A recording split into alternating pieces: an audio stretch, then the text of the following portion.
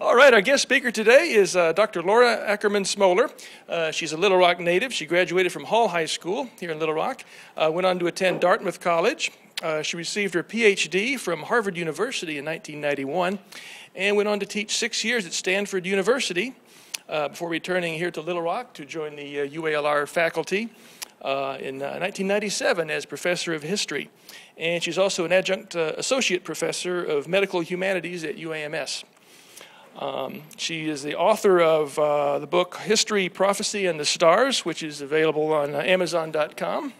She's currently working on 2 books, one almost finished here, The Saint and the Chopped Up Baby, The Cult of Vincent Ferrer and the Religious Life of the Latter Middle Ages, and Astrology and the Sibyls, a study of the attitudes about various ways of acquiring knowledge of the future in the time period 1200 to 1550. Today's talk is, which is appropriate for this coming May 21st, Judgment Day. So everybody got to get ready here. The history of the end, the development of Christian apocalyptic thought. The rapture, the Antichrist, the tribulation, the second coming, the millennium. These are the elements of Christian apocalyptic thought that are most familiar to modern audiences, whether through the enormously popular Left Behind series of novels and films, handy charts tacked to the walls of Sunday schools, mass-mailed invitations to prophecy seminars, or simply through popular culture. But that...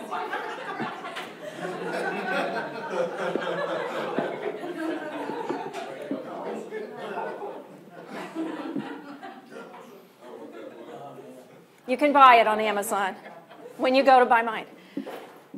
The familiar scenario of rapture, tribulation, millennium is, however, of relatively recent origin. The brainchild, in fact, of John Nelson Darby in the 1830s, popularized in this country starting in the early 20th century through the Schofield Reference Bible.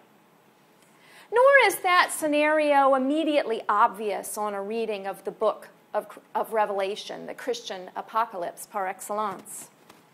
Christian ideas about the end of time, or eschatology, as we like to say in the religious studies biz, were in fact put together from a variety of sources, scriptural and non-scriptural, and found expression in a number of different visions of the world's final days.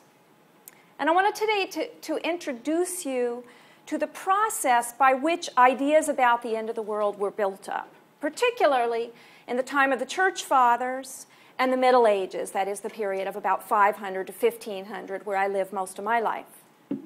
What we're going to see is an accumulation of traditions, some of which are familiar, some of which survive in less obvious, shadowy forms today.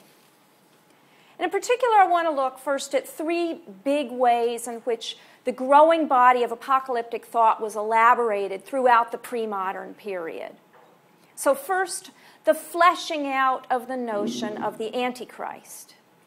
Second, the development of special roles for the emperor, the Roman emperor, and the pope at the end of time.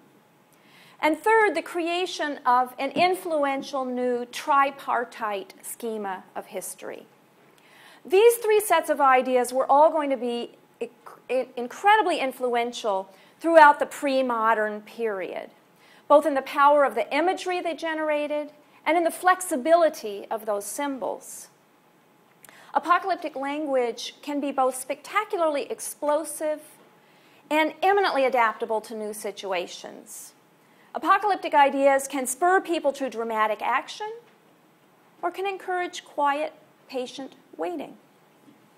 They can advocate an overturning of the present world or an impassioned embrace of the status quo. And as I want to show in the sort of second half of the remarks I make this afternoon, all of these qualities of the Christian apocalyptic tradition traveled when European settlers came to America and had an influence on our own nation as well. And so we can find elements of all of these things with us still today. So start with these 3 early developments. If one of the tasks of the early church was the elaboration of a Christology that mused on and debated the nature and qualities of the God-man Jesus, the church fathers also worked out an antichristology, a set of teachings about the great enemy or enemies of end times. And this wasn't an entirely straightforward task. The word Antichrist appears not at all in the book of Revelation or in the book of Daniel, the only full-scale apocalypse in the Old Testament and the source of much Christian eschatology. To find the word Antichrist, you have to turn to John, 1 John 2:18, where we learn both that an Antichrist is to come at the last hour and that many Antichrists have appeared. In other places, 1 John 2:22, 2 John 7, we learn that any person who denies Jesus is labeled a deceiver and Antichrist. To those passages that actually mention the word Antichrist, Christian commentators assimilated other figures from Scripture. The beast with 7 heads and 10 horns from Revelation 13, the beast with the 10 horns, or sometimes the 11th little horn on that beast from the book of Daniel, the false Messiah of Matthew 24, and the son of perdition who will sit in the temple pretending to be God in 2 Thessalonians. So faced with this array of texts, patristic authors debated whether Antichrist was one or two or many, whence he might arise, what name might translate into that puzzling number of the beast, 666, what Antichrist might look like. For many early Christians, it seemed obvious that Antichrist was the Roman Emperor Nero, who first began persecuting Christians. And there were legends that Nero, like later King Arthur, was somehow to return after his supposed death, and that helped fan the belief in a Nero Antichrist.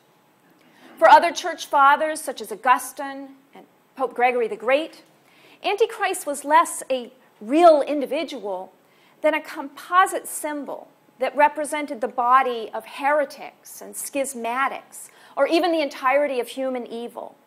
It was in that spirit that Gregory the Great wrote, "How many have not seen Antichrist, and yet are his testicles, because they corrupt the hearts of the innocent by the example of their action." For most Christians, however, the notion of the Antichrist, a single embodiment of all that was evil, was irresistible. In the early Middle Ages, the solitary single Antichrist acquired a full biography, as apocrypha and non-scriptural texts began to fill in the details of what essentially was an anti-hagiography, or the opposite of a saint's life, or more precisely, the inversion of the life of Christ. The fullest and most influential expression of that trend to a biography of Antichrist appears in a letter written to the Queen of West Francia, that is to say modern-day France, in around the year 950 by a monk named Adso. According to Adso, Antichrist would be born in the city of Babylon to a Jewish woman who was from the tribe of Dan. Other authors will insist that this woman is a prostitute as well. The devil would enter his mother's womb at the very moment of his conception. Magicians, enchanters, diviners, and wizards would tutor him in every evil, error, and wicked art. He would begin his public career in Jerusalem at the age of 30, Christ-like, and would reign for 3.5 years, a number drawn from both Daniel and the book of Revelation. During this time, Antichrist would seduce great numbers of Christians through terror, gifts, and prodigies. He would pretend to be the returning Christ, he would circumcise himself, and he would sit in the temple in Jerusalem. And at the end of this 3.5 years, Christ would return and kill the Antichrist with the breath of his mouth or through the agency of the archangel Michael. There were patristic sources for either one of those. Throughout the Middle Ages, this figure of the Antichrist underwent another interesting shift besides just getting a full biography. In patristic times, the times of the church fathers, Whether in art or in written descriptions, Antichrist appears as a monstrous figure. Whether one of the beasts from Daniel or Revelation, this wonderful beast in a 9th century Spanish manuscript of a commentary on the Apocalypse, or a monstrous human. Written descriptions of what the Antichrist will look like tell us sometimes that he will have 2 pupils and 1 eye, or have an enormous fiery head, or even several heads. He may have a single eyebrow, an unusually flattened foot or hand, or even, my personal favorite, the writing, "The Antichrist," on his forehead. At the very least, Antichrist in the early Middle Ages appears as a giant, typically a warrior or a persecuting ruler. But over the course of the Middle Ages, this portrayal of Antichrist changes. He becomes more and more humanized, less easily recognized as evil. The writing disappears, the monobrow's gone. He's back to 1 pupil in each eye. His hands are not flat.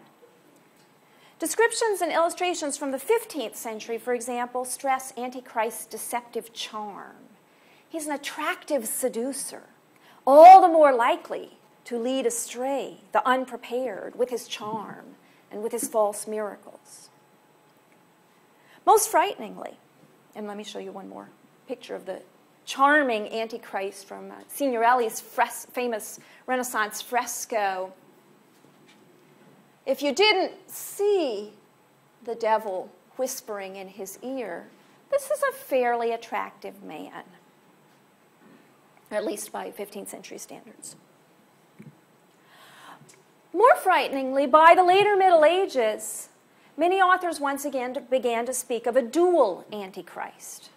The one, the Antichristus Magnus, or the great Antichrist, to be a persecuting emperor. And the other, the Antichristus Mysticus, or the mystical Antichrist, to be a false pope. This vision of 2 charmingly deceptive Antichrists occupying the highest offices in church and state remained enormously powerful. When Protestants and Catholics heard vitriol at one another in the 16th and 17th centuries, among the most universal charges was to brand one's opponent, the Antichrist. So that's the first of these trends developed in the Middle Ages.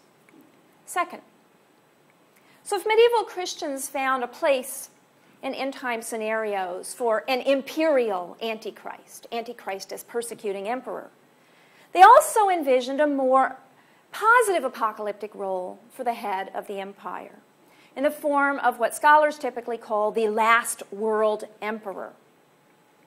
The origins of the last world emperor myth are not entirely clear.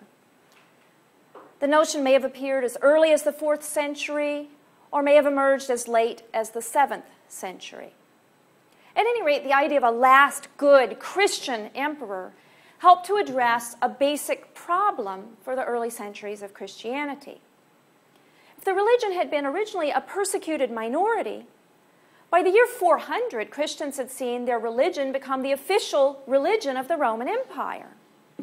The evil persecuting ruler, epitomized by a Nero or later Diocletian, was now a Christian leader of a Christian empire. The empire that early Christians easily read as the imperious Babylon in the book of Revelation was now a Christian polity. St. Augustine's massive City of God was one of the responses to that changed situation, and the development of the notion of the last world emperor was another. The earliest witness to the last world emperor text, or idea, can be found in a pair of texts written in response to humiliating defeats of imperial forces at the hands of barbarian invaders. And among other things, these texts show us also the continuing power of non-scriptural sources in the development of the pre-modern apocalyptic tradition. The first of these texts is known as the Tiburtine Sibyl.